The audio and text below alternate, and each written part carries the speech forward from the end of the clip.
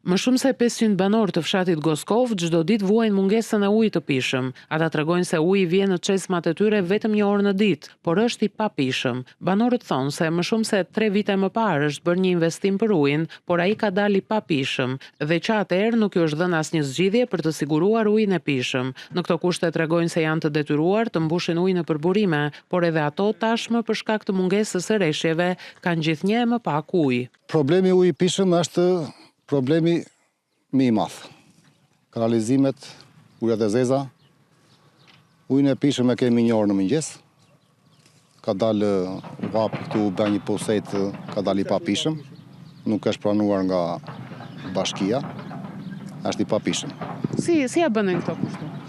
Në burimet e fshatit, në për kush ka marrë një burim në shtëpi vinë komshin të mbushin atje. Uji është i papishëm, nuk është i mirë, del keq me rera del me. Prandaj që duhet ujë të saktës, për kemi problem. Ka kaq kohë që dolli ujë, po çfarë ujë dolli, po mirë. Çfarë ujë shoh. Si e zgjidhni, si ja bëni?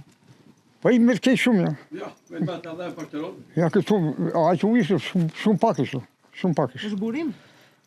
Ka qenë që shumë e ka burim të lartë. Kjo po ashtu shumë, ka rënë shumë sepse s'ka lekësi. Prandaj të merren masa për ujë.